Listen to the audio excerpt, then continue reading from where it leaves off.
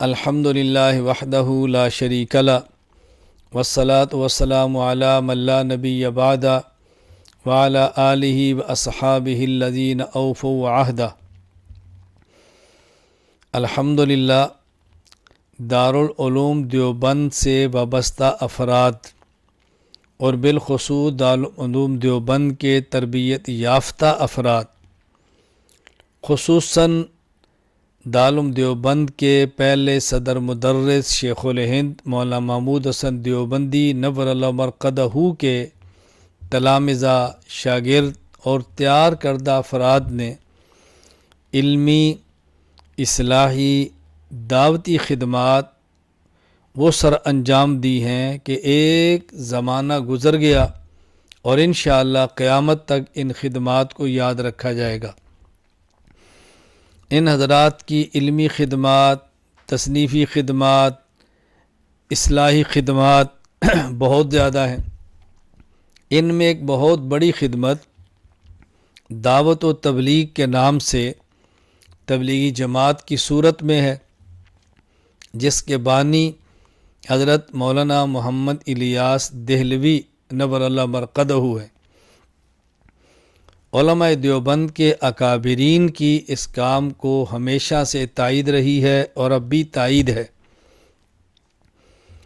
عوام کو دین کی طرف لانا، بھٹکے ہوئوں کو صحیح راستہ دکھانا، سنت سے دور لوگوں کو سنت پر لانا، بے نمازوں کو نمازی بنانا اور گھروں میں دین کا جذبہ پیدا کرنا، یہ ایک اس جماعت کا بنیادی مقصد ہے۔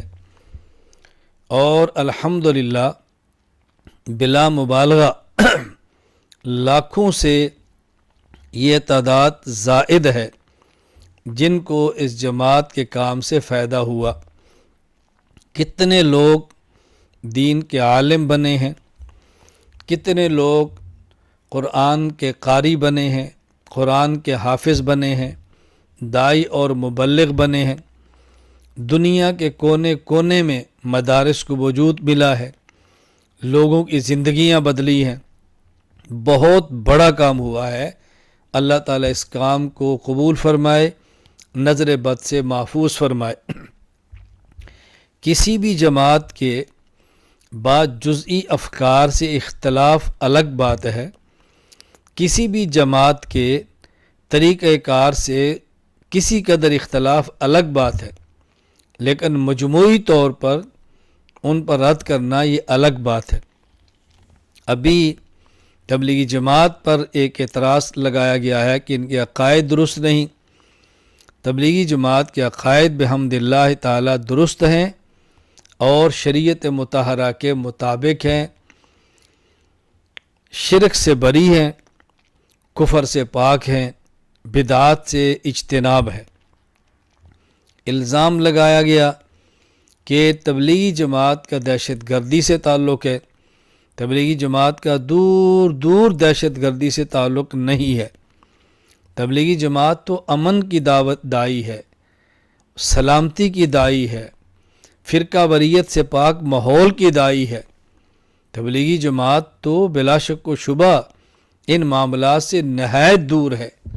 دہشت گردی سے اس جماعت کا کوئی تعلق نہیں۔ میں پوری دنیا میں تبلیغ سے وابستہ افراد کی خدمت میں گزارش کروں گا، آپ اخلاص کے ساتھ، للہیت کے ساتھ، اپنے اکابرین کے ساتھ وابستہ رہ کے دعوت اور تبلیغ کا کام جاری رکھیں۔ مخالفانہ پروپیگنڈے سے آپ پریشان نہ ہوں اور ایسی فضا میں قطعاً سلامتی کا راستہ نہ چھوڑیں، بلکہ اپنے اعمال کو، اپنے معمولات کو جاری اور ساری رکھیں۔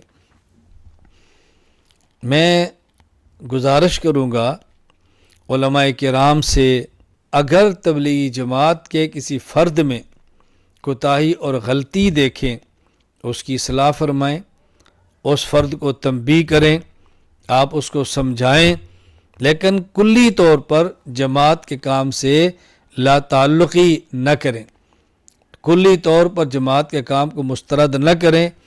اس کام کی محنت سے بحمد اللہ تعالی بہت بڑی تعداد کفار کی مسلمان بنی ہے اور مشرکین کی موحد بنے ہیں، مبتدع اہل و سنت بنے ہیں، دین سے دور لوگ دین پر آئے ہیں، مدارس آباد ہوئے ہیں۔ اللہ تعالی ہمیں اس کام کی قدر کرنے کی توفیق عطا فرمائے، اللہ تعالی نظر بد سے محفوظ فرمائے۔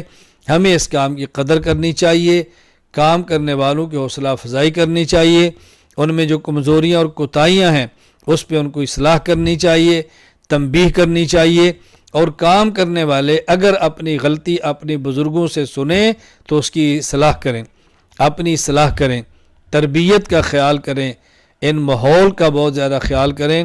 میں تبلیغی جماعت کے احباب سے بھی گزارش کروں گا کہ دارالعلوم دیوبند مرکز ہے، اس سے وابستہ رہیں، ان کی ہدایات پر عمل کریں۔